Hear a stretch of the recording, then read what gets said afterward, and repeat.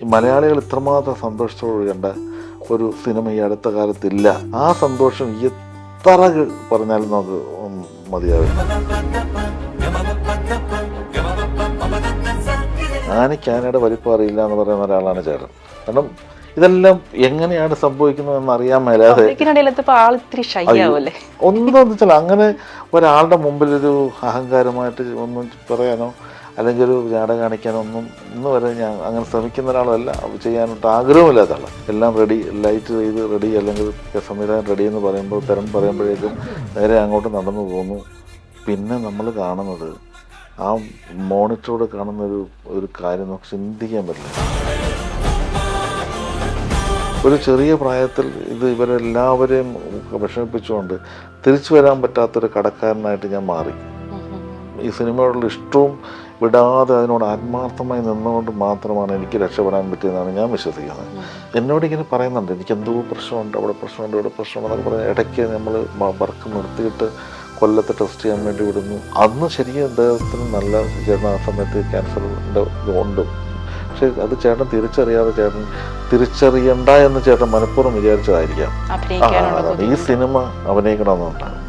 അപ്പൊ അതുകൊണ്ട് പുള്ളി കട്ടിച്ചു പിടിച്ച് നിന്ന് ചെയ്യായിരുന്നു. പഠനത്തിലും പരീക്ഷയിലും മുന്നിലെത്താൻ ഇനി നിങ്ങളോടൊപ്പം Hana's students India. Pre primary മുതൽ പ്ലസ് ടു വരെയുള്ള കുട്ടികൾക്ക് വിദഗ്ധ അധ്യാപകരുടെ പരിശീലനം ഹാനാസ് സ്റ്റുഡൻസ് ഇന്ത്യയിലൂടെ. കുട്ടികളുടെ പഠനത്തിൽ വിട്ടുവീഴ്ച വേണ്ട, ഏറ്റവും കുറഞ്ഞ ചെലവിൽ ഏറ്റവും മികച്ച വിജയം. ഇപ്പോൾ തന്നെ ഓർഡർ ചെയ്യും ഹാനാസ് students India. Milestone makers presence ആഴങ്ങളിൽ ഇന്ന് നിർമ്മാതാവ് M Ranjith. Welcome sir. Sir, ആദ്യം തന്നെ അഭിനന്ദനങ്ങൾ. ഇപ്പോൾ തുടരും സിനിമയുടെ കളക്ഷൻ വേൾഡ് വൈഡ് 200 കോടി ക്ലബിൽ എത്തിയിരിക്കുകയാണ്. 12 വർഷത്തെ കാത്തിരിപ്പ്, അതുപോലെ തന്നെ കഠിനാധ്വാനം. സംവിധായകൻ ബ്ലസ്സി പറഞ്ഞിട്ടുണ്ട്, ഈ കാത്തിരിക്കുന്നവന് വലിയ വലിയ അനുഗ്രഹങ്ങൾ ദൈവം നൽകുമെന്ന്. അങ്ങനെ ഒരു വലിയൊരു അനുഗ്രഹത്തിന്റെ നിറവിലാണല്ലേ സാർ ഇപ്പോൾ? അത് ബ്ലസ്സി പറയുന്ന ആടുജീവിതം വെച്ചിട്ട്. അതെ അതെ, കറക്റ്റാണ്. കാരണം വെച്ചാൽ നമുക്ക് ആ കാത്തിരിപ്പ് ഭയങ്കര സന്തോഷമല്ല ഉണ്ടാക്കിയത്. ഇപ്പം നമുക്ക് ഈ വേൾഡ് വൈഡ് 200 കോടി അങ്ങനെ അത്തരം കോടി പറയുന്നതിനേക്കാളും ഈ സിനിമ എത്രയും മാത്രം ആളുകളെ സ്വാധീനിച്ചു, എത്രമാത്രം ആളുകൾ കണ്ടു, ഇത് നല്ല സിനിമ എന്ന് പറയുന്നു. അപ്പം ഞങ്ങളുടെ ഒരു കൂട്ടായ്മയ്ക്ക് എല്ലാവർക്കും ഇഷ്ടം എന്ന് പറയുന്നത് അതിനോടാണ്. കാരണം ഈ മലയാളികൾ ഇത്രമാത്രം സന്തോഷത്തോട് കണ്ട ഒരു സിനിമ ഈ അടുത്ത കാലത്തില്ല എന്ന് എല്ലാവരും ഒന്നുകിൽ ഫോൺ ചെയ്തോ മെസ്സേജ് അയച്ചോ അല്ലെങ്കിൽ പറയുന്നു, അല്ലെങ്കിൽ തിയേറ്ററുകാർ പറയുന്നു, നമ്മൾ കാണുന്നവർ പറയുന്നു. ആ സന്തോഷം എത്ര പറഞ്ഞാലും നമുക്ക് മതിയാവില്ല. കാരണം അതാണ് നമ്മുടെ ഒരു സിനിമാ ജീവിതത്തിലെ ഏറ്റവും വലിയ വിജയം. അതാണ് എൻ്റെ അഭിപ്രായം. അതിന് മുകളിലൊന്നുമില്ല. ഇപ്പോൾ പ്രതിസന്ധിയിലായിരിക്കുന്ന തിയേറ്റർ ഉടമകൾക്ക് ഒരു ജീവവായു ആയിരുന്നല്ലേ ഈ സിനിമ? അതെ, നഷ്ടങ്ങളൊക്കെ നികത്തി. തിയേറ്ററുകാരുടെ ഭാഗത്തു നിന്നൊക്കെ വെച്ചാൽ അത് നമുക്ക് ആ അവരുടെ മുഖത്തെ സന്തോഷം കാണേണ്ടത് തന്നെയാണ്. കാരണം അവർക്ക് അങ്ങനെ ഈ നമ്മൾ പലതും കാണുന്നുണ്ടെങ്കിലും ഒരു ആവറേജ് ഹിറ്റാണെങ്കിൽ അവർക്ക് തിയേറ്ററുകൾ നടത്തിക്കൊണ്ട് പോകാനേ പറ്റുള്ളൂ. ഇന്നത്തെ സാമ്പത്തിക ഒരു സ്ഥിതി എന്ന് വെച്ചാൽ ഇലക്ട്രിസിറ്റി ചാർജ്, അങ്ങനത്തെ ഒരുപാട് ബേർഡൻസ് അവർക്കുണ്ട്. അപ്പോൾ അതിൽ അവരിങ്ങനെ സന്തോഷമായി ക്യാൻറ്റീനൊക്കെ നടത്തി കാര്യങ്ങളൊക്കെ നടത്തി കൊണ്ടുപോകുമെങ്കിലും ഈ ഒരു വലിയ ഹിറ്റ് വരുമ്പോഴാണ് അവർക്ക് അവരുടെ ഇൻവെസ്റ്റ്മെൻറ്റിൽ എന്തെങ്കിലും ഒന്ന് തിരിച്ചു കിട്ടുന്നത്. അപ്പോൾ അതിൽ പലതും തിരിച്ചു കിട്ടി, ഞങ്ങൾക്ക് അങ്ങനെ ചെയ്യാൻ സാധിച്ചു, ഞങ്ങൾക്ക് ഇങ്ങനെ ചെയ്യാൻ സാധിച്ചു എന്ന് പറയുമ്പോൾ അവർ ഇത് നമ്മളെ കാണുമ്പം പറയുന്നതല്ല, അവർ ഫോൺ ചെയ്ത് പറയും നമ്മളോട്. അപ്പോൾ അത്ര സന്തോഷം തിയേറ്ററുകാരുടെ ഭാഗത്തുമുണ്ട്. കാരണം തിയേറ്ററുകാർ മാത്രമല്ല, ഇതുമായി ബന്ധപ്പെട്ട എല്ലാവർക്കും ഒരു സിനിമ ഹിറ്റാകുമ്പോൾ ഒരുപാട് അത് നമ്മളറിയാത്ത ഒരുപാട് സെക്ഷൻ ആളുണ്ട്. എല്ലാവരുടെയും ഇത്തരം കാര്യങ്ങൾ ഇവിടെ ഈ സംഭവിക്കുന്നത് ഹിറ്റുകൾ ഉണ്ടാകുമ്പോഴാണ്. സാർ, ഇപ്പോൾ ഈ വർഷത്തെ ലാലേട്ടൻ്റെ പിറന്നാളിന് ഇരട്ടി മധുരമാണ് ഉള്ളത്. ഇപ്പോൾ ലാലേട്ടൻ്റെ അമ്മ ഒരു ഇൻ്റർവ്യൂവിൽ പറഞ്ഞിട്ടുണ്ട്, ഈ പണ്ട് കാലത്തെ വില്ലൻ കഥാപാത്രങ്ങൾ ചെയ്തു വന്ന് ലാലേട്ടൻ വീട്ടിലെത്തുമ്പോൾ അമ്മ ഇങ്ങനെ ശരീരം ആകെ ഒന്ന് തപ്പി നോക്കും, എന്തെങ്കിലും മുറിവുകളോ പ്രശ്നങ്ങളോ ശരീരത്ത് വന്നിട്ടുണ്ടോ എന്ന്. ലാലേട്ടൻ്റെ അമ്മയുടെ അതേ കരുതലും സ്നേഹവുമാണ് ഇപ്പോൾ മലയാളി പ്രേക്ഷകർക്ക് ലാലേട്ടനോടുള്ളത്. ശരിക്കും മലയാളികൾക്ക് ആരാണ് ലാലേട്ടൻ? മലയാളികൾക്ക് ഇപ്പോൾ കുറേ ആൾക്കൊരു ചേട്ടൻ, ചില ആൾക്കൊരു അച്ഛനെ പോലെ, ചില ആൾക്കൊരു ഏറ്റവും അടുത്ത എന്തോ ഒരാളെ, അങ്ങനെ പല തരത്തിൽ കാണുന്ന കുട്ടികൾക്കാണ് ഏറ്റവും ഇഷ്ടപ്പെട്ട ഒരു ആരാധനയോടെ കാണുന്ന ഒരു അങ്കിൾ എന്നൊക്കെ, അല്ലെങ്കിൽ എല്ലാ തരത്തിലും ആളുകൾ മലയാളികൾ ഒരുപോലെ. എന്ന് വെച്ചാൽ നമ്മളിപ്പം വന്നിപ്പം 47 ഇയേഴ്സ് തിരനോട്ടം വെച്ച് നോക്കുകയാണെങ്കിൽ 47 വർഷത്തോളമായി. ഈ 47 കൊല്ലമായിട്ട് മലയാളികളെ വിസ്മയിപ്പിച്ചുകൊണ്ടിരിക്കുന്ന ഒരാളാണ്. ഈ ആനയ്ക്ക് ആനയുടെ വലിപ്പം അറിയില്ല എന്ന് പറയുന്ന ഒരാളാണ് ചേട്ടൻ. കാരണം ഇതെല്ലാം എങ്ങനെയാണ് സംഭവിക്കുന്നതെന്ന് അറിയാൻ മേലാതെ പബ്ലിക്കിനിടയിലെത്തിയപ്പോ ആളിത്തിരി ഷൈ ആവുമല്ലേ? ഒന്നും വെച്ചാൽ അങ്ങനെ ഒരാളുടെ മുമ്പിൽ ഒരു അഹങ്കാരമായിട്ട് ഒന്നും പറയാനോ അല്ലെങ്കിൽ ഒരു ജാട കാണിക്കാനോ ഒന്നും ഇന്ന് വരെ ഞാൻ അങ്ങനെ ശ്രമിക്കുന്ന ഒരാളല്ല, ചെയ്യാനായിട്ട് ആഗ്രഹമില്ലാത്ത ആളാണ്. അവിടെ മലയാളികൾ കണ്ടിട്ടുള്ളതെല്ലാം ഇങ്ങനെ ഒരു മോഹൻലാൽ എന്ന് പറയുന്ന ഒരാളെ വർഷങ്ങളായിട്ട് കണ്ടുപിടിക്കുക. അങ്ങനെ കണ്ടുകൊണ്ടിരിക്കുക ഒരു 10-15 വർഷമായിട്ട് ഈ ലാലേട്ടൻ്റെ ഇമോഷണലായിട്ടുള്ള അല്ലെങ്കിൽ അങ്ങനത്തെ വേഷങ്ങൾ വളരെ കുറവായിരുന്നു. അതെ അതെ. നമ്മളെ വിസ്മയിപ്പിച്ചിട്ടുള്ള ഒരുപാട് സിനിമകൾ ബാക്കിലേക്കുണ്ട്. പക്ഷേ ആ ഇമോഷൻ എന്ന് പറയുന്നതിൻ്റെ ഒരു ഒരു ഒരു കൂടുതൽ എന്ന് പറയുന്നത് ഒരു 15 വർഷം അല്ലെങ്കിൽ 10 വർഷമായിട്ടുള്ള കുട്ടികളോ 15 വർഷം കഴിഞ്ഞ് മുമ്പുള്ള ഒരു തലമുറ അല്ലെങ്കിൽ ആ ഒരു ഇപ്പോഴത്തെ ലേറ്റസ്റ്റ് ആളിൽ ഇത്ര പെർഫോം ചെയ്യുന്ന ഒരു രീതിയിലുള്ളത് ടോട്ടാലിറ്റി എല്ലാം ഉണ്ട്, കണ്ടിട്ടില്ല. മാസമുണ്ട്, ഇമോഷൻ അപ്പോൾ ഉണ്ട്, അവിടെയാണ് ഈ സിനിമയ്ക്ക് കിട്ടിയൊരു ഗുണം. അപ്പോൾ അത് ഇതായിരുന്നു ഇത്. വെച്ചാൽ പണ്ടത്തെ നമ്മുടെ പഴയ തലമുറയിലുള്ളവർക്ക് മുഴുവൻ അറിയാം, അവർക്ക് ആർക്കും പറഞ്ഞു കൊടുക്കണ്ട. പക്ഷെ പുതിയ തലമുറയിൽ അവർ ചില പടങ്ങൾ കണ്ടിട്ടുണ്ടാകാം, കാണാത്തവരുണ്ടാകാം. പക്ഷെ അതൊക്കെ ഇവർക്കൊരു വലിയ സ്ക്രീനിൽ കണ്ട അനുഭവം കൂടെ വന്നപ്പോഴത്തേക്ക് അതിനപ്പുറത്ത് ഇല്ല. നമ്മുടെ സിനിമ ഇത്ര മാത്രം ആഘോഷിക്കപ്പെടുന്നത് അതിൻ്റെ ഒരു മെയിൻ കാര്യം ഇങ്ങനെ ഒരു വലിയൊരു പെർഫോം ചെയ്ത ഒരു ഗംഭീര വേഷം ചെയ്ത ഒരു മോഹൻലാൽ എന്ന് പറയുന്ന ഒരാളുള്ളത് കൊണ്ട് ഇവിടെയാണ്. തികച്ചും നമ്മുടെ കഥയും അതിൻ്റെ ബാക്കിലുള്ള എല്ലാ കാര്യങ്ങളും ഒക്കെ ആണെങ്കിലും അത് പെർഫോം ചെയ്യുന്ന ആളിൽ അതിനനുസരിച്ച് മാക്സിമം വന്നില്ലെങ്കിൽ പല സിനിമകൾക്കും പലതും നമ്മൾ കണ്ടിട്ടുണ്ട്, പല ലാംഗ്വേജിലും അങ്ങനത്തെ. പക്ഷെ ഇവിടെ നമുക്കൊരു കാര്യമുണ്ട്, ഒരു നല്ല കഥ കിട്ടിയാൽ അത് എങ്ങനെ ചെയ്യണം അല്ലെങ്കിൽ എന്ന് പറയാൻ നമ്മളൊന്നും ചെയ്യണ്ട, ഇത് പറഞ്ഞാൽ മാത്രം മതി, പിന്നെ മുഖത്ത് വരികയാണ്. അങ്ങനെ ഒരു ആളാണ് മോഹൻലാൽ. അപ്പോൾ ലാലേട്ടന് പിറന്നാളെന്ന് പറയുമ്പോൾ കഴിഞ്ഞ പിറന്നാളിൻ്റെ സമയത്ത് ഷൂട്ടിംഗ് തുടങ്ങി. അത് ഞങ്ങളവിടെ വലിയ ആഘോഷമായിട്ട് ഞങ്ങളിവിടെ ആഘോഷിക്കുകയുണ്ടായി. ഭയങ്കര അതിലും എന്തിനായതെന്നൊക്കെ ചോദിച്ച് ഞങ്ങളോട് ലളിതമായി നിന്ന ഒരാളാണ്. അപ്പോൾ അത് കഴിഞ്ഞിട്ട് ഈ സിനിമ ഇത്രയും ഹിറ്റായിട്ട് ഓടിക്കൊണ്ടിരിക്കുമ്പോൾ അടുത്ത പിറന്നാൾ വരുന്നു. അപ്പം ഈ 2 പിറന്നാളും ഞങ്ങളുടെ ജീവിതത്തിൽ മറക്കാൻ പറ്റില്ല. പിന്നെ മലയാളികളെ സംബന്ധിച്ചിടത്തോളം ഇത്രമാത്രം ഒരു ഹിറ്റ്, എല്ലാ റെക്കോർഡുകളും തകർത്തുകൊണ്ട് പോയിക്കൊണ്ടിരിക്കുന്ന ഒരു സമയത്തെ പിറന്നാളാണിത്. അപ്പോൾ ഇതിന് ഇരട്ടി മധുരമുണ്ട്. അതെ അതെ. പലപ്പോഴും ഞാൻ കേട്ടിട്ടുണ്ട്, അതായത് ഈ ഒരു സെറ്റിൽ നിന്ന് അടുത്ത സെറ്റിലേക്ക് ഒരു മയക്കത്തിൻ്റെ ഇടവേള മാത്രമായിരുന്നു ലാലേട്ടന് കിട്ടിക്കൊണ്ടിരുന്നത്. ഇപ്പോൾ ഒരു സിനിമയ്ക്ക് ഹെവി ഇമോഷൻസ് ആണെങ്കിൽ അടുത്ത സിനിമയ്ക്ക് ഹെവി കോമഡി ആയിരിക്കും. അതായത് ഭരതത്തിൻ്റെ സെറ്റിൽ നിന്നാണ് കിലുക്കത്തിലേക്ക് പോയെന്നൊക്കെ കേട്ടിട്ടുണ്ടായിരുന്നു. അപ്പം ഈ ഒരു ഞൊടിയിടയിലാണ് ഈ വേഷപ്പകർച്ച നടത്തിക്കൊണ്ടിരിക്കുന്നത്. അതുപോലത്തെ ഒരു നടന ഇത് എങ്ങനെ സാധിക്കുന്നു എന്നുള്ളത് പലപ്പോഴും ഞാനെന്ന പ്രേക്ഷക അമ്പരപ്പോട് നോക്കി കണ്ടിട്ടുണ്ട്. ഇപ്പോൾ അദ്ദേഹത്തിൻ്റെ ഒപ്പം നടന്ന സാറിൻ്റെ കരിയറിലുടനീളം അദ്ദേഹത്തിൻ്റെ ഒപ്പം നടന്ന് അദ്ദേഹത്തോട് സംസാരിച്ച് അടുത്തറിഞ്ഞിട്ടുള്ളൊരു നിർമ്മാതാവ് കൂടിയാണ്. അപ്പോൾ അതെങ്ങനെ സാധിക്കുന്നു എന്നുള്ളതും ഇപ്പോഴും വലിയൊരു അമ്പരപ്പ് തന്നെയാണ് മലയാളിക്ക്. സാറിന് എന്താണ് തോന്നിയിട്ടുള്ളത്? ഇതിപ്പോൾ ആ ലൊക്കേഷൻ്റെ ദൂരമെങ്കിലും പറഞ്ഞല്ലോ. ശരിക്കും പറഞ്ഞാൽ ലൊക്കേഷൻ ദൂരം എന്ന് പറയുന്നത് പുള്ളിക്ക് അത് കൂടുതലാണ്. ചേട്ടനെ സംബന്ധിച്ചിടത്തോളം ചേട്ടൻ്റെ പ്രശ്നം എന്ന് വെച്ച് കഴിഞ്ഞാൽ ഇവിടെ തമാശ പറഞ്ഞുകൊണ്ടിരിക്കുകയാണ്. ഇപ്പം നമ്മൾ അതിലെ ആ ബാത്റൂം സീക്വൻസ് ഷൂട്ട് ചെയ്യുന്നതിന് തൊട്ട് മുമ്പ് അത് വായിക്കും, അത് മനസ്സിലാക്കും. അതെല്ലാം കഴിഞ്ഞിട്ട് അവിടെ നിന്നിട്ട് നമ്മളോട് വേറെ തമാശകളൊക്കെ പറഞ്ഞിരിക്കും. എല്ലാം റെഡി, ലൈറ്റ് ചെയ്ത് റെഡി അല്ലെങ്കിൽ സംവിധാനം റെഡി എന്ന് പറയുമ്പോൾ പറയുമ്പോഴേക്കും നേരെ അങ്ങോട്ട് നടന്നു പോകുന്നു. പിന്നെ നമ്മൾ കാണുന്നത് ആ മോണിറ്ററോട് കാണുന്ന ഒരു കാര്യം നമുക്ക് ചിന്തിക്കാൻ പറ്റില്ല. ഇത് എന്താണ് ഇത്?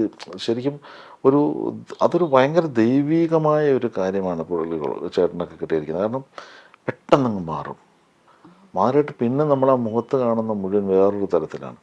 അതാണ് ഞാൻ പലപ്പോഴും പറഞ്ഞിട്ടുണ്ടെന്ന് വെച്ചാൽ നമുക്ക് നമ്മൾ ഇനി മലയാളത്തിൻ്റെ ഏറ്റവും വലിയ ഭാഗ്യമാണിത്. കാരണം വെച്ചാൽ ഇങ്ങനെയൊക്കെ ഒരാളുകളെ ഉണ്ടാകുക എന്ന് പറയുന്നത്. ഇത് അതുകൊണ്ട് തന്നെയാണ് ഈ മോഹൻലാൽ എന്ന് പറയുന്ന ഒരു പ്രതിഭ എന്ന് പറയുന്നത് ഇത്രമാത്രം വർഷമായിട്ടും ആളുകൾ ഇതിനകത്ത് എന്തൊക്കെ പ്രശ്നങ്ങളുണ്ടായാലും അതിലെല്ലാം മലയാളികൾ എല്ലാവരും പറയുന്നുണ്ട്, എത്ര എന്ത് പറഞ്ഞാലും ഒരു സിനിമ മതി എന്ന് പറയും. അപ്പോൾ ശരിക്കും പറഞ്ഞാൽ അത് എന്തുകൊണ്ടാണ് അങ്ങനെ പറയുന്നത്? എല്ലാവരുടെ ഉള്ളിലും ആ സ്നേഹമുള്ളതുകൊണ്ടാണ്.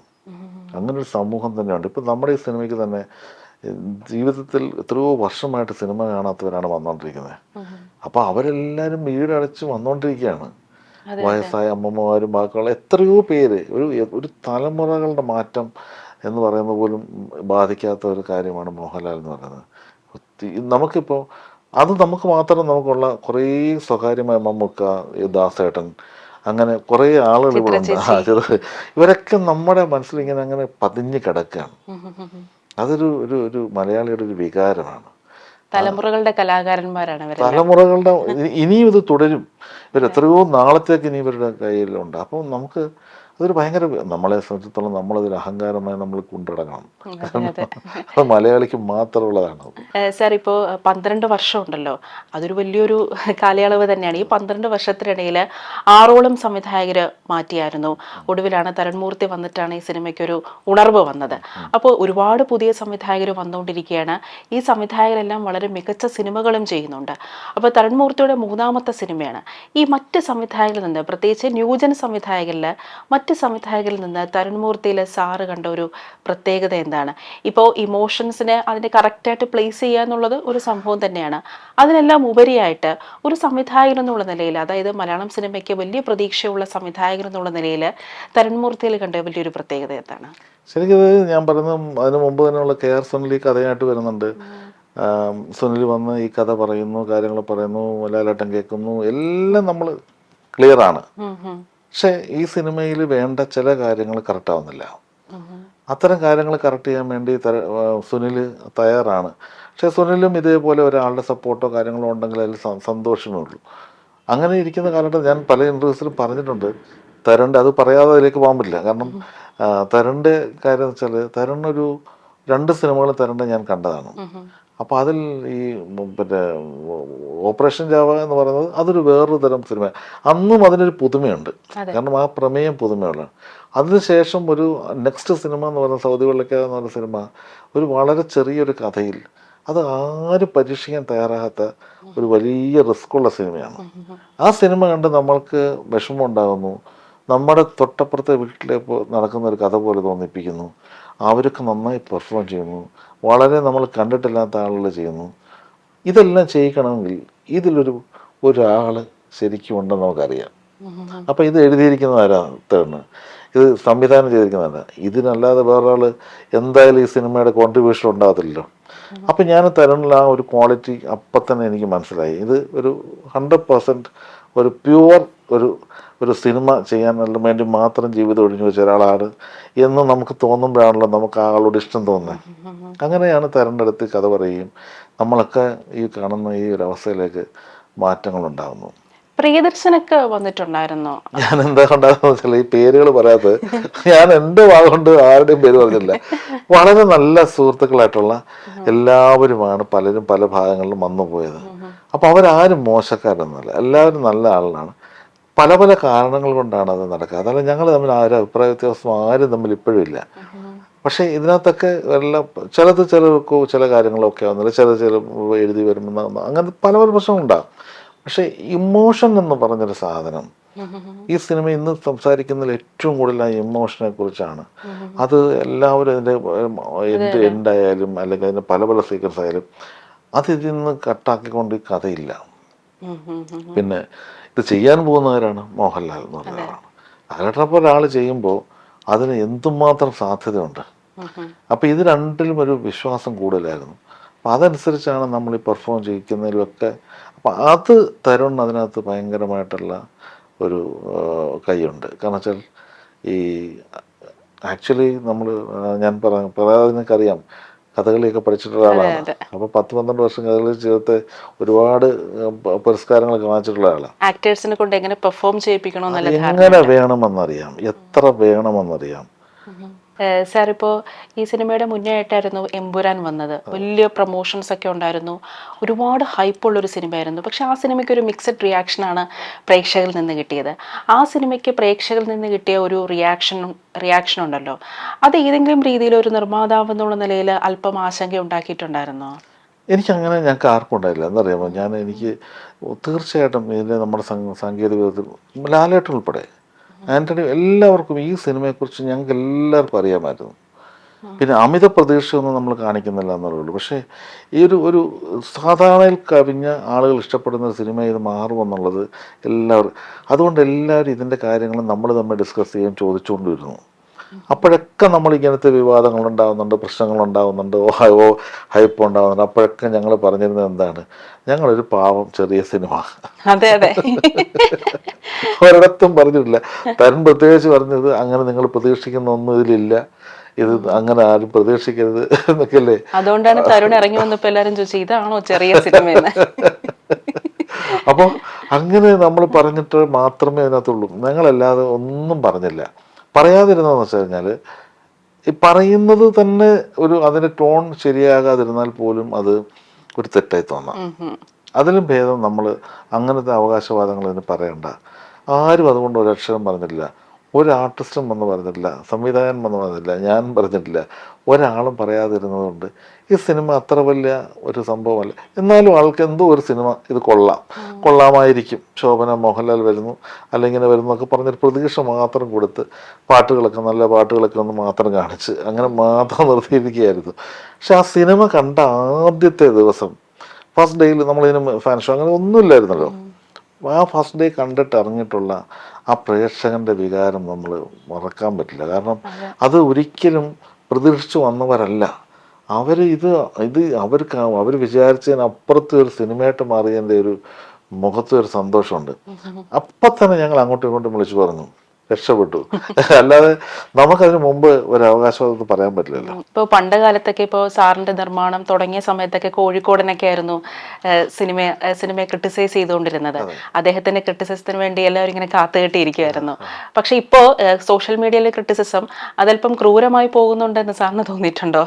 ശരിക്കും ക്രൂരമാണ്. കാരണം വെച്ചാൽ അവർക്ക് അവനുള്ള അവകാശമുണ്ട്, അവർക്ക് ചെയ്യാം, കാര്യങ്ങളൊക്കെ ചെയ്യാം. അത് ചെയ്യരുതെന്നൊന്നുമല്ല ഞാൻ പറയുന്നത്. നമ്മുടെ സിനിമകളൊക്കെ അതിനെക്കുറിച്ച് നല്ലതെന്ന് പറയുന്നുണ്ട്, അവർ ചീത്തയാകുമ്പോൾ അവർ കൂടുതൽ ആക്രമിക്കുന്നുണ്ട്. പക്ഷേ പറയണ്ടെന്നല്ല ഞാൻ പറഞ്ഞത്, പറഞ്ഞോട്ടെ. പക്ഷേ ഒരു ചെറിയ ബ്രീത്തിങ് ടൈം കൊടുക്കണം. കാരണം വെച്ചാൽ പലപ്പോഴും ഒരു സിനിമ എന്ന് പറഞ്ഞ് പരാജയപ്പെടുമ്പോൾ അവരുടെ ഒരു വലിയൊരു ദുരന്തം അവിടെ സംഭവിക്കുന്നുണ്ട്. കാരണം അവർക്ക് പിന്നെ തിരിച്ചു വരാൻ പറ്റില്ല.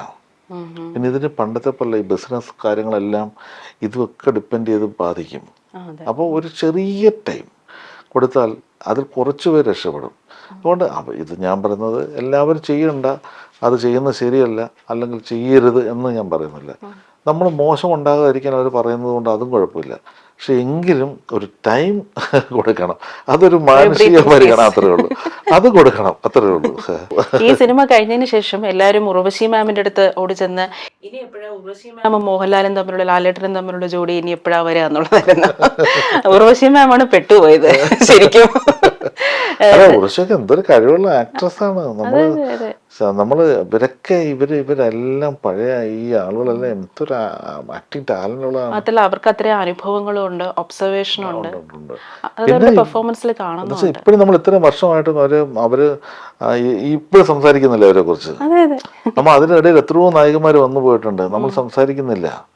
പക്ഷെ ഇവരൊക്കെ ഈ സംസാരിക്കുന്നത് എന്തുകൊണ്ടാണെന്ന് വെച്ചാൽ അവരങ്ങനെ ചെയ്തു വെച്ചിട്ടുള്ള വേഷങ്ങളുണ്ട്. പിന്നെ ഇതെല്ലാത്തിനും ഉപരി ഇവരുടെയൊക്കെ ഒരു കാര്യം വെച്ചാൽ ഒരു വലിയ സൗകര്യങ്ങളൊരു കാലഘട്ടത്തിലൊന്നും അല്ല ഇവരൊന്നും ആക്ട് ചെയ്തിരുന്നത്. അത്തരം കഷ്ടപ്പാടുകളൊക്കെ അനുഭവിച്ച് വന്നിരുന്നതുകൊണ്ട് ഇപ്പൊ ഇത് വരുമ്പോഴത്തേക്ക് ഇവർക്ക് അതൊക്കെ ഇപ്പോഴും അത് വേണമെന്നില്ല. അതെ, ഞാൻ തരുൺ പറയുന്ന കേട്ടിട്ടുണ്ടായിരുന്നു, സാരി മാറ്റണം എന്ന് പറഞ്ഞപ്പോ പെട്ടെന്ന് ഒരു റൂമിൽ പോയി സാരി മാറ്റി, കാരവാനിലോട്ട് പോയ പോലും ഇല്ല. അതെന്താ പറയുക, കാരവാൻ അപ്പുറത്തൊരു റോഡിൽ കിടപ്പുണ്ടാവും. അപ്പൊ ഇവിടുന്ന് അവിടെ വരെ നടന്നു പോയി, അവിടെ ചെന്ന് സാരി കെട്ടൊരു കോസ്റ്റ്യൂമർ പോയി, അത് മാറി വരുന്നതിനേക്കാൾ ഇവിടെ മുറി ഉണ്ടല്ലോ, ഇവിടെ എവിടെങ്കിലും ഞാൻ ചെയ്ത് മാറിക്കൊള്ളാന്ന് പറയുന്ന അതെന്താ വെച്ചാൽ അതാണ് അവരുടെ ആത്മാർത്ഥത. ആ ടൈം ഒരാൾ വെയിറ്റ് ചെയ്യണ്ട, ആ കാര്യം അതൊക്കെ ഇവരൊക്കെ അവർ ചേട്ടൻ അത് തന്നെയാണ്. റോഡിൽ തന്നെ ഇരിക്കും, റോഡിൽ തന്നെ നിൽക്കും, മഴ നനഞ്ഞ് നിൽക്കും. അപ്പോൾ ഈ ഒരു ഇതുള്ളതുകൊണ്ട് ഞങ്ങൾക്ക് ഈ ആക്ടേഴ്സിനെ കൊണ്ടോ ഒന്നും നമുക്ക് ഒരു ബുദ്ധിമുട്ടുണ്ടായിരുന്നില്ല. ഇതിലെല്ലാവരും ഭയങ്കര കോപ്പറേറ്റീവ് ആയിരുന്നു. അത് മുഴുവൻ സിനിമ കാണാം. അതെ അതെ. ഇപ്പം ആൽഫ്രഡ് ഹിച്ച്കോക്ക് പറഞ്ഞിട്ടുണ്ട്, ശക്തനായ വില്ലനാണ് ഒരു സിനിമയെ വിജയിപ്പിക്കുന്നതെന്ന്. ഇപ്പം പ്രകാശ് വർമ്മ എന്നൊരു നടൻ, അദ്ദേഹം ഒരു ലെജൻഡറി ആർട്ട് ഫിലിം മേക്കറാണ്. പക്ഷെ അദ്ദേഹത്തെ സിനിമയിൽ കണ്ടപ്പോൾ വീണ്ടും വീണ്ടും അദ്ദേഹത്തെ നമുക്ക് കാണണമെന്ന് തോന്നിയായിരുന്നു. കാരണം തിലകൻ സാറ്, NF വർഗീസ്, അവരുടെയൊക്കെ ഒരു വിയോഗം ഉണ്ടല്ലോ, അത് മലയാള സിനിമയിൽ ഉണ്ടാക്കിയ ഒരു വിടവ്. പ്രകാശ് വർമ്മ എന്നൊരു നടൻ വീണ്ടും വീണ്ടും ഇനിയും മലയാള സിനിമയിൽ അഭിനയിക്കണം, ഇനിയും നമുക്ക് അദ്ദേഹത്തിന്റെ പെർഫോമൻസ് കാണണം എന്നൊരു ആഗ്രഹം തോന്നിപ്പോയി. പക്ഷെ അദ്ദേഹത്തിന് ആഗ്രഹം നിറവേറ്റാൻ സാധിക്കാൻ വളരെ സാധ്യത കുറവല്ലേ. അദ്ദേഹം വളരെ തിരക്ക് പിടിച്ച ഒരു ആർട്ട് ഫിലിം മേക്കറാണ്. പക്ഷെ ഇനിയും അദ്ദേഹത്തെ സാറിന്റെ അടുത്ത സിനിമയിലോ എങ്ങനെയെങ്കിലും അദ്ദേഹത്തെ കൊണ്ടുവരാൻ പറ്റും. ഇനി അല്ല, കൊണ്ടുവരാന്ന് ചിലത് കൊണ്ടുവരാൻ പറ്റും, വരുവൊക്കെ ചെയ്യും. പക്ഷെ അതേ അത്രമാത്രം ഇഷ്ടപ്പെട്ട അല്ലെ നമ്മുടെ ഒരു ഏരിയയിൽ അദ്ദേഹം ഭയങ്കര കംഫർട്ടബിൾ ആയിരുന്നു. കാരണം വെച്ചാൽ ഞങ്ങളെല്ലാം ഭയങ്കര സുഹൃത്തുക്കളായിട്ടുള്ളായിരുന്നുകൊണ്ട് അതെല്ലാം പെർഫോം ചെയ്തതിനകത്ത് കാണാം. ഒരു കാരണവശാലും അതിനകത്തൊരു ഒരു കുഴപ്പമില്ലാതെ വരുന്നതിൻ്റെയൊക്കെ കാരണം വെച്ചാൽ അവിടെയൊക്കെയുള്ള സൗഹൃദങ്ങളൊക്കെ അതിന് ഒരുപാട് ഗുണം ചെയ്തിട്ടുണ്ട്. അദ്ദേഹം തന്നെ പറഞ്ഞിട്ടുണ്ട്. കാരണം വെച്ചാൽ എനിക്ക് അങ്ങനെ ഒരു സെറ്റിൽ പെർഫോം ചെയ്തിട്ടില്ല. തമാശകളൊക്കെ പറഞ്ഞ് നമ്മളിങ്ങനെ പോകുന്നതുകൊണ്ടും എല്ലാവരുമായിട്ട് ഭയങ്കര അടുപ്പമുള്ളതുകൊണ്ടും ആക്ട് ചെയ്യുന്നതിലൊന്നും പെട്ടെന്നൊരു ടെൻഷനൊന്നും ഉണ്ടായിരുന്നില്ല. പക്ഷെ അത് ഈ പറഞ്ഞ പോലെ ഇത്രയും വലിയ ആഡ് മേക്കറാണ് ഈ ഇപ്പം കാണുന്ന, ഇത്രയും വലിയ ആഡ്സ് ചെയ്യുന്നുണ്ട്. അപ്പോൾ ഇതിനകത്തു നിന്നൊക്കെ പുള്ളി വന്നിട്ട് ഇതെല്ലാ സിനിമകളും ചെയ്യാം, കണ്ടിന്യൂസ് സിനിമകളിലേക്ക് ചെയ്യാന്ന് വെച്ചാൽ ഇവിടെ കിട്ടുന്നതിനേക്കാൾ കോടിക്കണക്കിന് രൂപ പ്രയാസമുണ്ടെങ്കിൽ അപ്പുറം നഷ്ടപ്പെടും. കാരണം അത്ര കോടിക്കണക്കിന് രൂപയുടെ വലിയ ആഡ്സ് ആണ് ചെയ്യുന്നത്. പിന്നെ ഭയങ്കര ബ്രില്യൻ്റ് ആണ്. അതുപോലെ നല്ല നമ്മൾ കണ്ടിട്ടുള്ള വലിയ ആഡ്സ് മൊത്തം പുള്ളി ചെയ്തിട്ടുള്ളതാണ്. പുള്ളി ഡയറക്റ്റ് ചെയ്തിട്ടുള്ളതാണ്. അപ്പം അതുകൊണ്ട് വരാതിരിക്കില്ല. നല്ല വേഷങ്ങൾ പുള്ളിയെ അട്രാക്ട് ചെയ്യുന്ന നല്ല വേഷങ്ങൾ വന്നാലും ഈ പറഞ്ഞ നമ്മുടെ കോമ്പിനേഷനിലൊക്കെ ഇനിയും വരും. ഇപ്പോൾ നിർമ്മാതാവ് രഞ്ജിത്തിനെ കുറിച്ച് ഫിലിം ഫീൽഡിലുള്ളവർ പറയുന്നത്, ഇപ്പോൾ പണ്ട് റീലായിരുന്ന സമയത്ത് ഒരു സീൻ വായിച്ചിട്ട് എത്ര അടി റീല് വേണമെന്ന് കൃത്യമായി അറിയാവുന്ന ധാരണയുള്ള അത്രയും സ്ട്രാറ്റജിക്കലായിട്ട് പ്ലാനിങ് നടത്തുന്ന ഒരു നിർമ്മാതാവാണ് രഞ്ജിത്ത് എന്നാണ്. ഇപ്പോൾ ദിലീപ് 2020 എന്ന സിനിമ നിർമ്മിക്കാൻ ഇറങ്ങിയത് തന്നെ രഞ്ജിത്ത് ഉണ്ടായോണ്ടാണ്. രഞ്ജിത്ത് ഇല്ലായിരുന്നെങ്കിൽ ആ സിനിമ ദിലീപ് നിർമ്മിക്കില്ലായിരുന്നു എന്ന് പറഞ്ഞിട്ടുണ്ട്. കാരണം അത്രത്തോളം സിനിമയെക്കുറിച്ച് ധാരണയുള്ള, എന്താണ് സിനിമ എന്ന് വെറും സമ്പത്തിൻ്റെ പുറത്തല്ലാതെ എന്താണെന്ന് സിനിമ എന്ന് കൃത്യമായ ധാരണയുള്ള നിർമ്മാതാവാണ് രഞ്ജിത്ത്. അച്ഛൻ കോൺഗ്രസ് രാഷ്ട്രീയ പ്രവർത്തകനായിരുന്നു. അച്ഛൻ്റെ സംഘടനാ പാഠമാണോ മകന് കിട്ടിയിട്ടുള്ളത്? അല്ല, രണ്ടുമുണ്ട്. ശരിക്കും പറഞ്ഞാൽ അച്ഛൻ എന്ന് പറയുന്നത് നമ്മുടെ ഒരു വികാരം തന്നെയാണ്. അച്ഛൻ്റെ കൂടെ അല്ലെങ്കിൽ ആ സമയത്തോ രാഷ്ട്രീയ പ്രവർത്തനത്തിലോ അല്ലെങ്കിൽ നമ്മൾ നേരിട്ടിട്ടുള്ള ഒരുപാട് ഈ പറഞ്ഞ വലിയ ഇഷ്യൂസൊക്കെ ഉള്ള ഒരു കാലഘട്ടത്തിലൊക്കെ വിദ്യാർത്ഥി പ്രസ്ഥാനത്തിനും അല്ലെങ്കിൽ ആ കോൺഗ്രസിൻ്റെ പ്രസ്ഥാനമൊക്കെ ആയിട്ട് അന്ന് ഞാൻ ഭയങ്കരമായിട്ട് വർക്ക് ചെയ്തിരുന്ന ഒരാളുമായിരുന്നു. അതിനുശേഷം എൻ്റെ ചെറിയ പ്രായത്തിൽ തന്നെ ഞാൻ ജോലി കിട്ടുകയും ഞാൻ പോവുകയും പിന്നെ അതിനുശേഷം സിനിമയിലേക്ക് വരികയൊക്കെ ചെയ്തപ്പോൾ നമ്മൾ വെച്ചാൽ നമ്മൾ എല്ലാം എപ്പോഴും ഒരു സംഘടനാ പാഠം എന്ന് പറയുന്നത്, സംഘടനയുടെ ഒരു ചുമതലകളൊക്കെ വഹിച്ചോ അല്ലെങ്കിൽ സംഘടനയ്ക്ക് വേണ്ടി പ്രവർത്തിക്കുമ്പോൾ നമുക്ക് കുറേ കാര്യങ്ങൾ നമുക്ക് പിന്നെ ജനങ്ങളോട് എങ്ങനെ പെരുമാറണം അല്ലെങ്കിൽ എങ്ങനെ, എൻ്റെ അച്ഛൻ അതൊരു വലിയൊരു റോൾ മോഡലായിരുന്നു. ഞാൻ നമ്മുടെ പണ്ടത്തെ കാലഘട്ടത്തിലൊക്കെ നമ്മുടെ വീടുകളിലൊക്കെ കാണുന്നത് ഒരു കോടതി പോലെ എത്രയോ പ്രശ്നങ്ങൾ അച്ഛൻ പഞ്ചായത്ത് പ്രസിഡന്റ് ഒരുപാട് കാര്യങ്ങളിൽ അച്ഛൻ വലിയ പൊസിഷൻസ് തരുന്ന ഒരാളാണ്. അപ്പോൾ അതൊക്കെ ഞാൻ കണ്ടിട്ടുണ്ട്. എത്ര ഈസി ആയിട്ടാണ് വലിയ ഇഷ്യൂസ് തീർക്കുന്നത്. അപ്പം അതൊക്കെ നമ്മുടെ ഉള്ളിലും ചില പ്രചോദനം നമുക്ക് തന്നിട്ടുണ്ട് ഒരു പരിധി വരെ. രണ്ടാമത് സിനിമയിലേക്ക് വന്നതിൻ്റെ ഏറ്റവും വലിയ കാര്യം ചെയ്തത് എൻ്റെ അമ്മയാണ്. കാരണം അമ്മയുടെ ബ്രദറാണ് ചേലങ്ങാട്ട് ഗോപാലകൃഷ്ണൻ. അപ്പോൾ ആ കുടുംബത്തിൽ ആ അമ്മാവൻ്റെ ഒരു ഇതിൽ കൂടെയാണ് സിനിമ എൻ്റെ തലയിലേക്ക് വരുന്നത്. അപ്പോൾ ഇത് രണ്ടും എനിക്ക് കിട്ടി. അല്ല, സിനിമ എപ്പോഴും ഒരു അനിശ്ചിതത്വമാണല്ലോ. ഈ അമ്മമാർക്ക് എപ്പോഴും മകനെ എപ്പോഴും സേഫായിട്ട്, അമ്മമാർക്ക് കുറച്ചൊരു സ്നേഹം കൂടുതലായിരിക്കും രാമക്കളോട്. എപ്പോഴും സേഫായിട്ട് നിൽക്കുക, അവരെപ്പോഴും പ്രൊട്ടക്ട് ചെയ്ത് നിർത്തുക എന്നുള്ളതാണല്ലോ. അപ്പം അമ്മയ്ക്ക് താല്പര്യം ഉണ്ടായിരുന്നു സിനിമയിലൊക്കെ പോകുന്നതെന്ന് വെച്ചാൽ അമ്മ കണ്ടിട്ടുള്ളതെന്ന് വെച്ചാൽ അമ്മ ഒരു പരാജയപ്പെട്ട ഒരവസ്ഥയാണ് അമ്മ കണ്ടിട്ടുള്ളത് അമ്മാവൻ്റെ. കാരണം അമ്മാവൻ്റെ ആദ്യകാല സിനിമ സ്റ്റുഡിയോസും ഒക്കെ ഉണ്ടായിരുന്നു. അജിത സ്റ്റുഡിയോ എന്നൊക്കെ പറയുന്നത് വലിയ സ്റ്റുഡിയോ ആയിരുന്നു. പൊതുമല അടിസ്ഥാനത്തിൽ സ്റ്റുഡിയോ ഒക്കെ ആലുവയിൽ സ്ഥാപിച്ചിട്ട് അത് അപ്ഗ്രേഡ് ചെയ്യാൻ പറ്റാത്ത അവസ്ഥയിൽ അതിൻ്റെ സാമ്പത്തിക പ്രശ്നങ്ങളൊക്കെ ആയി. പിന്നെ അതിൽ നിന്നൊക്കെ റിക്കവറിയൊക്കെ ചെയ്തിട്ടുണ്ടെങ്കിലും പക്ഷേ അതെല്ലാം അമ്മ കണ്ടിട്ടുള്ളതുകൊണ്ട് സിനിമ അമ്മയ്ക്ക് ഒരു അപകടം പിടിച്ച സ്ഥലമായിട്ട് തോന്നിയിരുന്നു. പക്ഷെ അമ്മാവൻ അങ്ങനല്ല, സിനിമയോടുള്ള ഏറ്റവും നല്ല കാര്യങ്ങൾ മാത്രം പറഞ്ഞു തരുന്ന ആളായിരുന്നു. അപ്പം ഞാൻ വെക്കേഷൻ എന്ന് കഴിഞ്ഞാൽ മുഴുവൻ ഇത് എനിക്ക് പറഞ്ഞു തരും. അപ്പോൾ ഞാൻ തിരിച്ചു വരുമ്പം എന്തെങ്കിലും ഒരു സിനിമയിൽ വരണം എന്ന് പറഞ്ഞാൽ വരുന്നത്. ഇവിടെ വരുമ്പോൾ അമ്മ നേരെ തിരിച്ച് പഠിക്കാൻ വിടും. അപ്പോൾ ഇത് രണ്ടും ഉണ്ടായിരുന്നെങ്കിലും പക്ഷേ ആ ഒരു സ്ഥലത്ത് സത്യം പറഞ്ഞാൽ അത് നമ്മളെ ഭയങ്കര ഒരു സിനിമയിലേക്ക് വരാനൊരു കാരണമായിട്ടുണ്ട്. ആ കാരണം വെച്ചിട്ട് തന്നെയാണ് സിനിമയിൽ ഞാൻ വന്നത് തന്നെയാണ്. പക്ഷെ വരുമ്പോൾ ഏറ്റവും മറ്റേ സപ്പോർട്ട് ചെയ്ത അമ്മയാണ്. അപ്പം അതുകൊണ്ട് അത് രണ്ടും ഉണ്ട്. അല്ല, ഈ സിനിമയിൽ ഇപ്പോൾ പരാജയങ്ങൾ സംഭവിക്കുമ്പോൾ ഉണ്ടല്ലോ, ഏറ്റവും കൂടുതൽ വേദനിക്കുന്നത്, നമ്മളെക്കാട്ടിയും വേദനിക്കുന്നത് നമ്മളെ അച്ഛനും അമ്മയും നമ്മൾ കൂടെ നിൽക്കുന്നവരായിരിക്കും.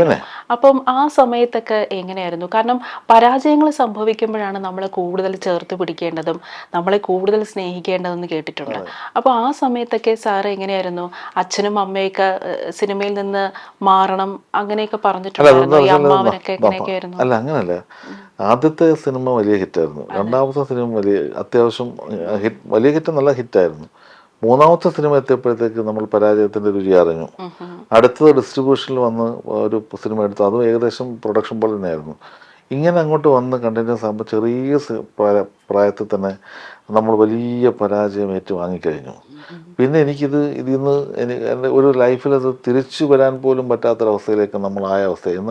ഇന്നത്തെ പോലെ അന്ന് ഒരു വരുമാനം സിനിമയ്ക്കില്ല. വീഡിയോ റൈറ്റ് എന്ന് പറഞ്ഞ ഒരു ചെറിയ കാശ് ഒഴിച്ച് ബാക്കി സിനിമ തിയേറ്ററിൽ നിന്ന് മാത്രമാണ്.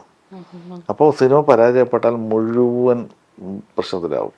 അങ്ങനെ ആ ഒരു പ്രശ്നത്തിലേക്കായി കഴിയുമ്പോൾ പിന്നെ നമ്മുടെ മാനസിക പ്രശ്നം, നമ്മുടെ പ്രശ്നം എന്ന് വെച്ചാൽ ഒരു ചെറിയ പ്രായത്തിൽ ഇവരെല്ലാവരെയും വിഷമിപ്പിച്ചുകൊണ്ട് തിരിച്ചു വരാൻ പറ്റാത്തൊരു കടക്കാരനായിട്ട് ഞാൻ മാറി. പിന്നെ എനിക്ക് അമ്മയോ അച്ഛനെയോ ഫേസ് ചെയ്യാനുള്ളൊരു ബുദ്ധിമുട്ടാണ് പിന്നുള്ളത്. കാരണം എനിക്ക് പഠിച്ചു, ജോലി ഉണ്ടായിരുന്നു, ഇതെല്ലാം കളഞ്ഞിട്ട് സിനിമയിലേക്ക് വന്നപ്പോൾ ഇവരെല്ലാം എന്നോട് പറഞ്ഞതാണ് അങ്ങനെ പോകരുതെന്ന്. അതിനുശേഷം ഞാൻ പിന്നെ വന്നിട്ട് രണ്ടാമത്തെ തരം പ്രോബ്ലത്തിലായി. പിന്നെ നമ്മളതിനെ തരണം ചെയ്യാൻ വേണ്ടി ഉള്ള ഓട്ടത്തിലായിരുന്നു. അത് പിന്നീട് ഒരുപാട് കഷ്ടപ്പാടുകളിലൂടെയാണ് തിരിച്ചു വന്നത്. ഇതേ വിഷമം തിരിച്ചു വന്നപ്പോൾ അവരുടെ മുഖത്തെ സന്തോഷവും ഞാൻ കണ്ടു. കാരണം ഞാൻ തിരിച്ചു വന്നത് കഠിനമായ പ്രയത്നത്തിലൂടെയാണ്. ഒരുപാട് ബുദ്ധിമുട്ടിയിട്ടുണ്ട്, ഒരുപാട് പ്രശ്നങ്ങളുണ്ട്. പക്ഷെ ആ ബുദ്ധിമുട്ടുകളിൽ നല്ല സിനിമയോടും ഈ സിനിമയോടുള്ള ഇഷ്ടവും വിടാതെ അതിനോട് ആത്മാർത്ഥമായി നിന്നുകൊണ്ട് മാത്രമാണ് എനിക്ക് രക്ഷപ്പെടാൻ പറ്റിയതെന്നാണ് ഞാൻ വിശ്വസിക്കുന്നത്. കാരണം നമ്മൾ അങ്ങനെ അത്രമാത്രം ആത്മാർത്ഥമായത് കാണുമ്പോൾ എവിടെയെങ്കിലും ഒരു വിജയം കിട്ടും, അല്ലേ? അങ്ങനെയാണ് വന്നത്. പക്ഷെ എൻ്റെ ഈ വിജയം വന്നപ്പോൾ അവർ രണ്ടുപേരും ഇല്ലാതെ പോയി. അല്ല, ഞാൻ കേട്ടിട്ടുണ്ട്, നമ്മൾ ആത്മാർത്ഥമായി പരിശ്രമിക്കുകയാണെങ്കിൽ തോൽക്കാൻ ഒരിക്കലും ലോകം അനുവദിക്കില്ല എന്ന്. അല്ല, അതെപ്പോഴാണ് നമ്മൾ പരിശ്രമങ്ങളാണല്ലോ നമ്മുടെ എന്ന് വെച്ചാൽ. പിന്നെ എന്ത് ചെയ്യുമ്പോഴും അതിനെക്കുറിച്ച് നമ്മൾ കൃത്യമായിട്ട് അതിൽ ആത്മാർത്ഥമായി നിന്നാൽ എന്നെങ്കിലും ഒരു വിജയം ഉണ്ടാവും. അത്തരം ഒരു വിജയം ഉണ്ടാകുമെന്നുള്ള പ്രതീക്ഷയിൽ എത്രയോ വർഷം ഞാൻ നിന്നു. ഇപ്പം തന്നില്ലേ? ആ സമയത്തായിരുന്നില്ലേ, ആ ഒരു സ്ട്രഗിൾസിന്റെ സമയത്തായിരുന്നില്ലേ ചേച്ചിയായിട്ടുള്ള പ്രണയവും ആ സമയത്ത്? അതെല്ലാം അതിൻ്റെ ഇടയിലാണ്. അത് കഴിഞ്ഞിട്ട് അതിൻ്റെ ഒരു ചെറിയ, പക്ഷെ അവിടെയൊക്കെ നമ്മൾ ആ കാലത്തുമൊക്കെ അന്നും ചെപ്പിക്കായാലും എൻ്റെ ഒരു ഈ പറയുന്ന കാര്യങ്ങളിൽ ഒരു വിശ്വാസം ഉള്ളതുകൊണ്ടാണല്ലോ നമ്മൾ തമ്മിൽ ഇങ്ങനെ ഒരു കല്യാണം കഴിക്കുക, കാര്യങ്ങൾ ചെയ്യാൻ പറ്റും. പക്ഷെ ഞാൻ എന്നൊക്കെ എപ്പോഴും ഒക്കെ ആണേലും ഈ ദിലീപിൻ്റെ പറഞ്ഞില്ലേ, ദിലീപ് ഈ പറഞ്ഞ കാര്യം കൃത്യമാണ്. ദിലീപ് ഈ 2020 പോലെ സിനിമ കമ്മിറ്റ് ചെയ്യുമ്പോൾ ദിലീപ് അത് ഓക്കെ എന്ന് പറയുന്നതിന് മുമ്പ് ഇവിടുന്ന് എറണാകുളത്ത് വന്ന് വണ്ടി എടുത്ത് തിരുവനന്തപുരത്ത് വന്ന് എന്നെ നേരിട്ട് കണ്ട് എന്നോട് സംസാരിച്ച് ഞാനിത് ചെയ്യാമെന്ന് പറഞ്ഞതിന് ശേഷമാണ് പറയുന്നത്. അത് ദിലീപ് തന്നെ ഇൻ്റർവ്യൂവിൽ പറഞ്ഞിട്ടുണ്ട്, ഇപ്പോഴും പറയും. കാരണം എന്താ വെച്ചാൽ അത്രയും വലിയൊരു കാര്യം മാനേജ് ചെയ്യാൻ എന്നെ കൊണ്ട് പറ്റും എന്നുള്ളൊരു വിശ്വാസത്തിലാണ് വന്നത്. അപ്പോൾ അതേപോലെ അത്തരം വിശ്വാസങ്ങളുള്ള എന്നെ വിശ്വസിച്ചിരുന്ന ഒരുപാട് നിർമ്മാതാക്കൾ ഒരു കാലഘട്ടത്തിൽ എന്നെ സഹായിച്ചിട്ടുണ്ട്. ആ സഹായങ്ങൾ ചെറിയ ചെറിയ സഹായങ്ങളിലൂടെയാണ് ഈ പിന്നെ സിനിമകളിലേക്ക് തിരിച്ചു വന്നവയാണ്. ആദ്യം നിർമ്മാതാവായി, വിതരണക്കാരനായി, പരാജയപ്പെട്ട നിർമ്മാതാവായി, പിന്നെ ഞാൻ സിനിമ വർക്ക് ചെയ്ത് പിന്നെയും തിരിച്ചു പിടിച്ചു. പിന്നെ അതിനുശേഷം യൂണിറ്റ് കൊണ്ടുവന്നു. ആ യൂണിറ്റിന് ശേഷം അടുത്ത സീരിയൽ തുടങ്ങി. അതായിരുന്നു ഏറ്റവും വലിയ സക്സസ്, ശ്രീയൊരു സാന്ത്വനം എന്ന് പറഞ്ഞ്. അതിനുശേഷം പിന്നെ അടുത്ത സിനിമ ചിന്താമണിക്കൊലക്കേസായി. ഇന്ന് അവിടുന്ന് ചിന്താമണിക്കൊലക്കേസ് തുടങ്ങിയെടുത്തുനിന്ന് പിന്നെ നമ്മൾ ഒരുപാട് നല്ല സിനിമകൾ ചെയ്ത് ഈ തുടരും വരെ എത്തി. അപ്പം ഞാൻ അതുകൊണ്ടാണ് പറഞ്ഞത്, എപ്പോഴും ഞാൻ മറ്റു പരാജയപ്പെട്ട ആളുകൾക്ക് വേണ്ടി പറയുകയാണ്, നമ്മുടെ ആത്മാർത്ഥത, നമ്മൾ വിശ്വാസത്തോടുള്ള നമ്മുടെ സമീപനം, പിന്നെ നല്ലത് തന്നെ വരണമെന്നുള്ള ആഗ്രഹത്തോടെയുള്ള ഒരു യാത്ര എവിടെങ്കിലും വരും. അപ്പോൾ അങ്ങനെ ഒരു വരുമ്പോഴാണല്ലോ നമുക്ക്, അല്ലെങ്കിൽ ആദ്യം തന്നെ വന്നപ്പോൾ ഞാൻ പരാജയപ്പെട്ട ആളാണ്, ഇനി ഞാൻ ഒരിക്കലും രക്ഷപ്പെടാൻ പോകുന്നില്ല എന്ന് പറഞ്ഞിരുന്നെങ്കിൽ ഞാൻ എൻ്റെ ജീവിതം അവിടെ കഴിഞ്ഞു. അന്ന് ചിപ്പി മാമായിട്ടുള്ള പ്രണയത്തിന്റെ സമയത്ത് ബുദ്ധിമുട്ടിലായിരുന്നല്ലോ സാമ്പത്തികമായിട്ടൊക്കെ. അപ്പം മാമിന്റെ പാരന്റ്സ് ഒക്കെ ഓക്കെ ആയിരുന്നോ? അല്ല, എന്താ വെച്ചാൽ ഇതിനെല്ലാം വേറൊരു ചരിത്രമുണ്ട്. എൻ്റെ ഫാമിലി എല്ലാവരും വലിയ സെറ്റിൽഡാണ്. അപ്പോൾ ഇത് ഞാൻ മാത്രമേ ഉള്ളൂ, എൻ്റെ വേറെ ആരുമില്ല, എൻ്റെ റിലേറ്റീവ്സിൽ എൻ്റെ വേറെ ആരുമില്ല. സിനിമയിൽ വന്ന് ഞാൻ മാത്രമേ ഈ കുഴപ്പത്തിലായിട്ടുള്ളൂ, ബാക്കിയെല്ലാം സെറ്റ് ഓക്കെയാണ്. അപ്പോൾ എൻ്റെ തിരിച്ചുവരവ് ഈ പറയുന്ന അത് എനിക്ക് വേണമെങ്കിൽ ആ നേരെ തിരിച്ച് വീട്ടിലേക്ക് പോയി ഡിപ്പെൻഡ് ചെയ്ത് ജീവിച്ചോ അല്ലെങ്കിൽ അതുവഴിയോ എന്തെങ്കിലും വേറെ എന്തെങ്കിലും കാര്യങ്ങളൊക്കെ ചെയ്ത് വേണമെങ്കിൽ ചെയ്യാം. പക്ഷെ എങ്കിൽ സിനിമയിൽ തിരിച്ചു വരാൻ പറ്റില്ല. എനിക്ക് ഇതിലൂടെ തിരിച്ചു വരണമെന്ന് പറഞ്ഞാൽ ആ കഠിനമായ ഒരു പ്രയത്നമാണ്. അതിനുവേണ്ടി നിന്നതുകൊണ്ടാണ് ശരിക്കും ഇന്ന് ഈ 35-ാം വർഷം ഈ നമ്മളെ സിനിമയിൽ ഇത്രയും വലിയൊരു വിജയം ദൈവം തന്നത്. ഇന്ന് നിർമ്മാതാവ് ജോളി ജോസഫിന് ഒരു പോസ്റ്റ് കണ്ടായിരുന്നു. ഭാര്യയുടെ പേര് ഐഡന്റിറ്റി ആയിട്ട് സ്വീകരിക്കുന്ന, അത് അഭിമാനത്തോട് കൊണ്ട് നടക്കുന്ന ഭർത്താവാണ് രഞ്ജിത്ത് സാർ എന്ന്.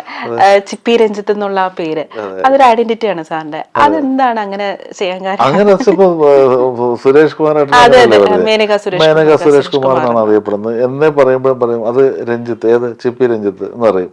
ഭാര്യയോടുള്ള അമിതമായ അല്ല, അത് ഭാര്യയോടുള്ള അമിതമായ സ്നേഹം മറ്റുള്ളവർക്കും ഉള്ളത് കൊണ്ടാണല്ലോ. ഞാൻ എന്തായാലും നല്ല സ്നേഹമുള്ള ഒരാളാണ്. അതേപോലെ തന്നെ തിരിച്ചും ആളുകൾക്ക് അങ്ങനെ സ്നേഹമുള്ളതുകൊണ്ടാണല്ലോ ആ പേരൂടെ കൂട്ടി പറയുന്നത് ശരിക്കും. അതുകൊണ്ട് നമ്മളത് വലിയ സന്തോഷമായിട്ടല്ലേ കാണുന്നത്. അത് എനിക്കത് സന്തോഷമാണ്. അല്ല, ചിപ്പി മാം സത്യം പറഞ്ഞ ഈ പൊങ്കാല സമയത്താണ് ചിപ്പി മാമിനോട് ഇത്രയും സ്നേഹം, മലയാളികൾക്കുള്ള ഒരു സ്നേഹം ഉണ്ടല്ലോ. ചിപ്പി ചേച്ചി ഇല്ലെങ്കിൽ പൊങ്കാല ഇല്ല, ആറ്റുകാൽ പൊങ്കാല ഇല്ല എന്നുള്ളതൊക്കെ ആൾക്കാർ പറയുന്നുണ്ട്. അപ്പോൾ ഈ പൊങ്കാലയുടെ സമയത്ത് ചിപ്പി മാം ഈ ട്രോളുകളൊക്കെ വരുന്ന മാം ശ്രദ്ധിക്കാറുണ്ടോ? അല്ലാതെ എന്താ അറിയാമോ, അങ്ങനെ ചിപ്പിക്ക് അങ്ങനത്തെ ഒരു ശ്രദ്ധിച്ചറിയാം. ഒരുപാട് കാര്യങ്ങൾ അനാവശ്യമായിട്ട് സംസാരിക്കുക അല്ല ഡിസ്കസ് ചെയ്യുക ഒന്നും ചെയ്ത ഒരാളല്ല. അപ്പോൾ ഇത് ഒക്കെ കണ്ടിട്ട് ഇത് കണ്ടോ എന്ന് എന്നോട് ചോദിക്കും. അപ്പോൾ ഞാൻ പറയുന്നത് അപ്പോഴത്തേക്ക് അത് വെച്ചാൽ അത് ചെപ്പി പറഞ്ഞ വെച്ചാൽ അവരാക്ഷേപിക്കുന്നതല്ല, പക്ഷെ അത് നമ്മളെ ഒരു ട്രോള് ചെയ്യുന്നു എന്നുള്ളതൊന്നും ഒരു പ്രശ്നമുള്ള കാര്യമില്ല. കാരണം ഇതെന്താ സത്യസന്ധമായ കാര്യം വെച്ചാൽ എല്ലാ വർഷവും എല്ലാം കൃത്യമായിട്ട് ഇടുന്ന ഒരാളാണ്.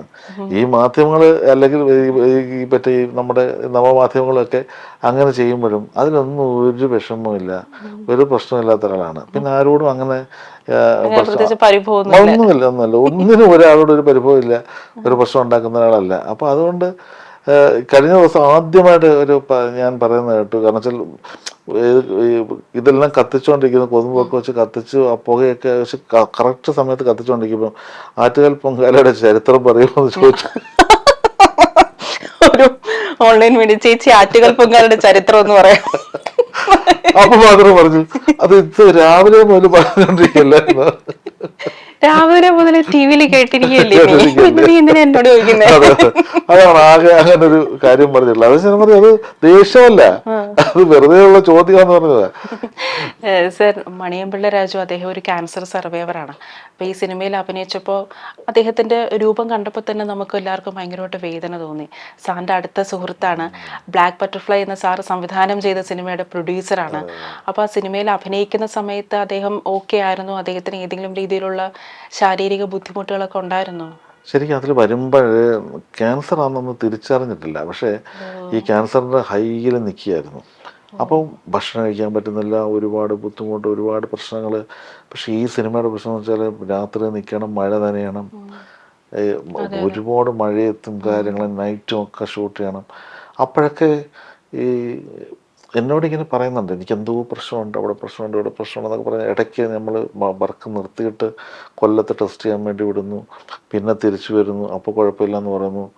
ശരിക്കും പറഞ്ഞാൽ അന്ന് ശരിക്കും അദ്ദേഹത്തിന് നല്ല ചേട്ടൻ ആ സമയത്ത് ക്യാൻസറിൻ്റെ ഇതുണ്ട്. പക്ഷെ അത് ചേട്ടൻ തിരിച്ചറിയാതെ ചേട്ടൻ തിരിച്ചറിയണ്ട എന്ന് ചേട്ടൻ മനഃപൂർവ്വം വിചാരിച്ചതായിരിക്കാം. കാരണം ഈ സിനിമ അഭിനയിക്കണമെന്നുണ്ടാകും. അപ്പോൾ അങ്ങനെ എനിക്ക് തോന്നുന്നു നല്ല വേഷമാണ്. അപ്പം അതുകൊണ്ട് പുള്ളി കടിച്ചു പിടിച്ച് നിന്ന് ചെയ്യായിരുന്നു. പല രാത്രികളിലും ഈ നമുക്ക് തന്നെ ഞാൻ തരണം നമ്മൾ വന്നിട്ട് ചേട്ടാ ഭയങ്കര എന്ന് വെച്ചാൽ ഈ സ്വാഭാവികമായിട്ടും നമ്മൾ മനസ്സിലാക്കേണ്ട തണുത്ത വെള്ളം തലയിൽ ഒഴിച്ചു കഴിഞ്ഞിട്ട് കുറച്ച് കഴിഞ്ഞ് ഷോട്ടുള്ളെങ്കിലും അത് തോർത്താനൊന്നും പറ്റില്ല, കണ്ടിന്യൂറ്റി പ്രശ്നങ്ങളായിരിക്കും. അപ്പം അങ്ങനെ തന്നെ നിൽക്കും, ഫുൾ നനഞ്ഞല്ലേ നിൽക്കുന്നത്. അപ്പം ഇത്രയും രോഗത്തിൽ നിൽക്കുന്ന സമയത്താണ് ആ സിനിമയിൽ അഭിനയിച്ചിരിക്കുന്നത്. ആ സമയത്ത് കീമോ ഒന്നും തുടങ്ങിയിട്ടില്ല. പക്ഷെ എങ്കിലും നമുക്ക് ഒരു ഡയലോഗ് തന്നെ തരണം അതിനോട് എഴുതിയിട്ടുണ്ട്. കുട്ടിച്ചെന്താ ഇങ്ങനെ ഇരിക്കുന്നത്, എന്തെങ്കിലും അങ്ങനത്തെ ഡയലോഗുണ്ട് ചോദിച്ചിട്ടുണ്ട്. അത് അറിഞ്ഞുകൊണ്ട് ചോദിക്കുന്നത്, പുള്ളി മുഖം കാണുമ്പോൾ അത്ര ദൈന്യതയാണ്. അപ്പം അങ്ങനെ ഭയങ്കരമായ അതിനകത്ത്. പക്ഷെ ഇപ്പം നല്ല സന്തോഷമായിട്ടിരിപ്പുണ്ട്. അതുകൊണ്ട് ആത്മാർത്ഥത. അതെ അതെ സിനിമയോടുള്ള അതെ